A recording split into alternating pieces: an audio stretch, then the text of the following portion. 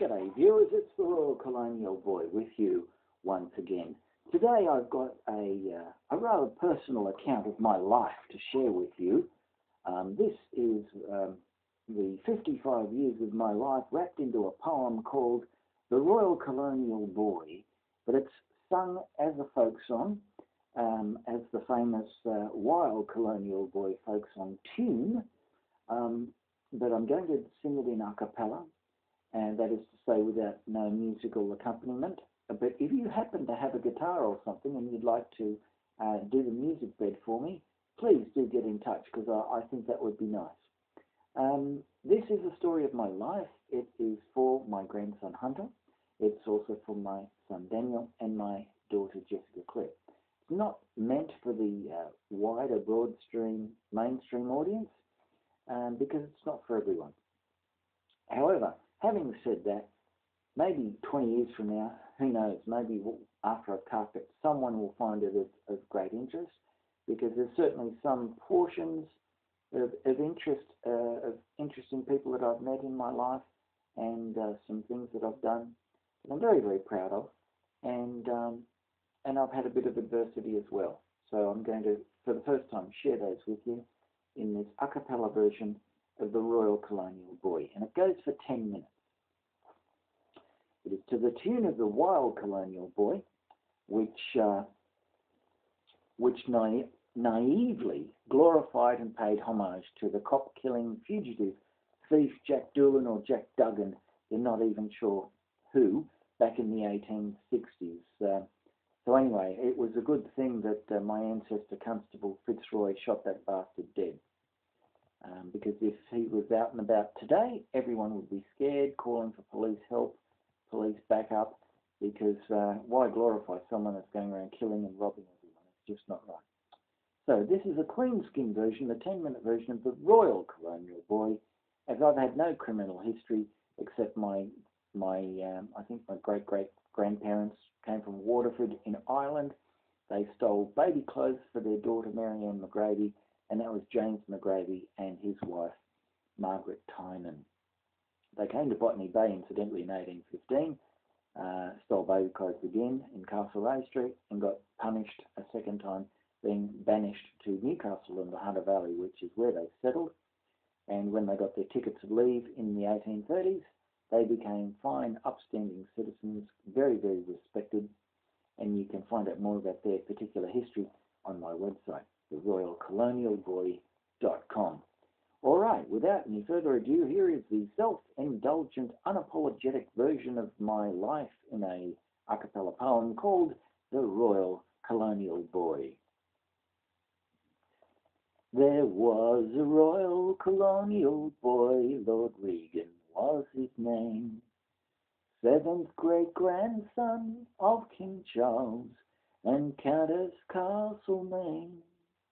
He was a young policeman's son, Mum Barbara's pride and joy. Their age gap very nearly killed their Royal Colonial Boy. His father was just 21, his mother 36. They separated 7 years until at last divorced. Barbara struggled, Kev left the force, French oil clerk Cooper Petey. No pension then, Barb was needy for her Royal Colonial Boy. Named after Barbara Villiers Palmer, England's uncrowned queen. Lord Reed's mum wanted a farmer, they slept in squats unseen. Barbara could be quite a charmer, swam up at Narrabeen. Seduction ensured nobody harmed her Royal Colonial Boy. Barb's dad was Lord Stanhope Sullivan, born in the USA. His clan fled California, an earthquake ended their stay. They moved to Upmarket Vaucluse. Stan met a Maitland girl. Amy Claire White was grandmother to the Royal Colonial Boy. The The First World War killed the Sullivans, one Captain Amory. The second was Thomas Barry. John Sidney returned safely. So did Lord Stanhope Augustus. Charles Lamont's death made three uncles, two grandfathers of the Royal Colonial Boy. Thanks to Sydney Club's City Tats for raising all those funds, enough to build a new brick house for Charles Lamont's widow. Maud and her 8 kids thought it grouse. Anzac Rifle Range helped. Ryde Council is also thanked by the Royal Colonial Boy. 12 generations down the line from Mary, Queen of Scots. 33 to Alfred the Great, no crown jewels or gold-filled pots. Lord Reed's long-forgotten estate, Lord Stanhope's Elvaston. Help me save it, Sir Richard pleads, the Royal Colonial Boy. The Seaforth Highlander Charles Lamont, Sydney, father of 8. Queen Victoria's palace guard taught Anzacs to shoot straight.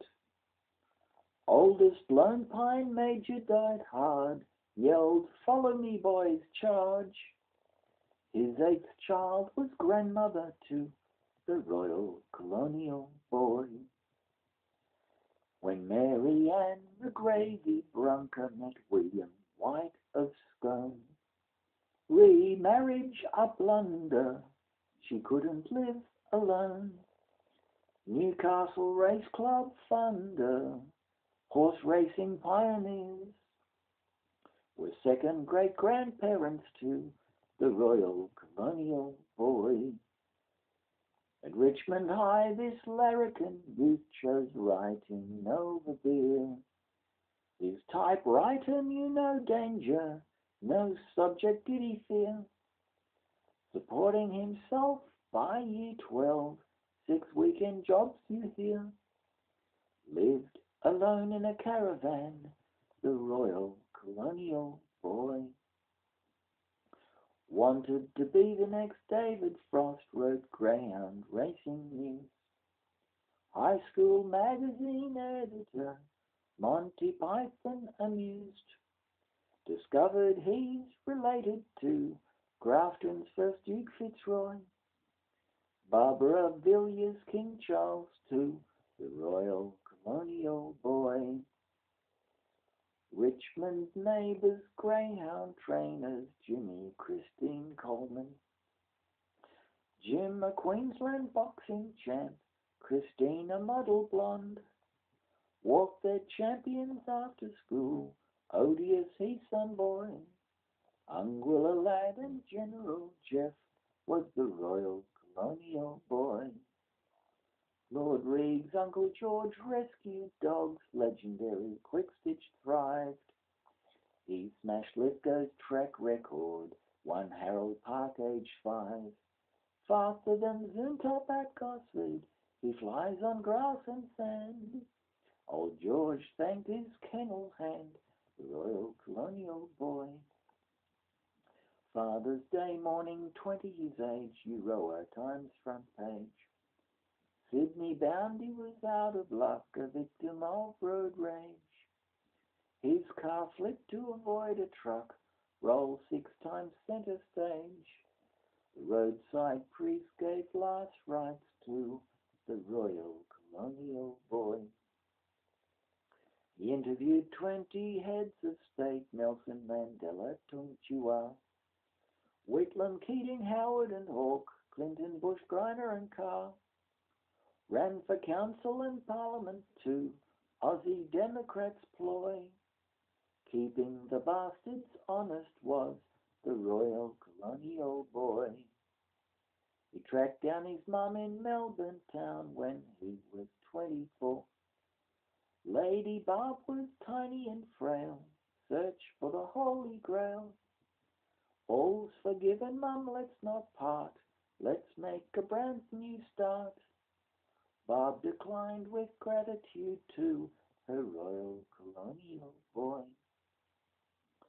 In winter 1986 he thought he'd found the one. He met a Uruguayan girl, had a daughter and a son. An award-winning journalist, wife, kids, his pride and joy.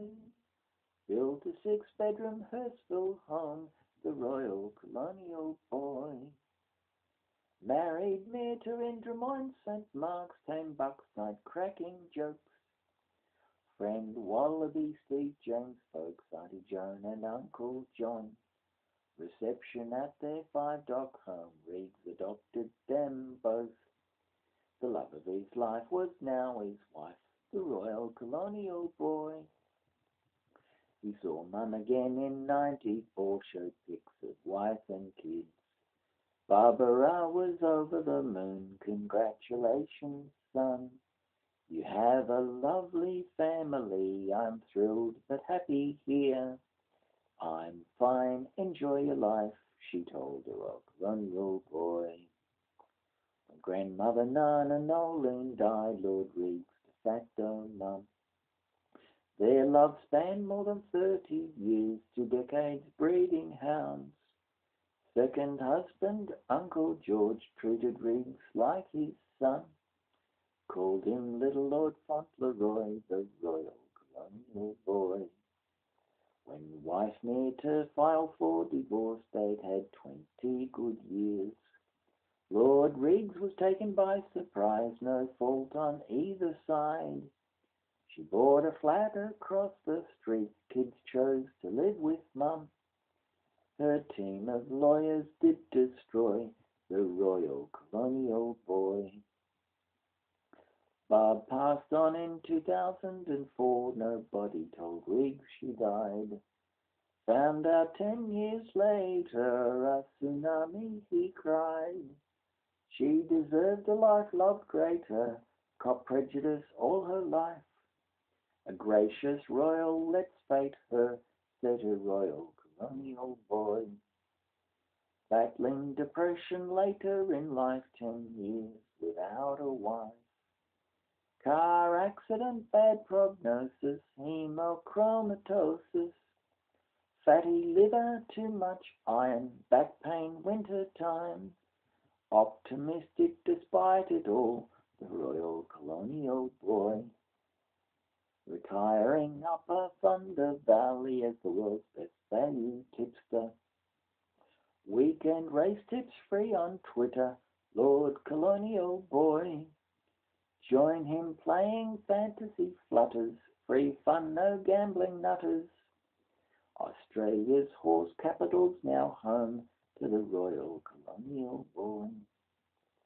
Grandson Hunter was born at St. George, Jessica Claire wed Joe. They got married on Valentine's Day at Banjo Patterson's home.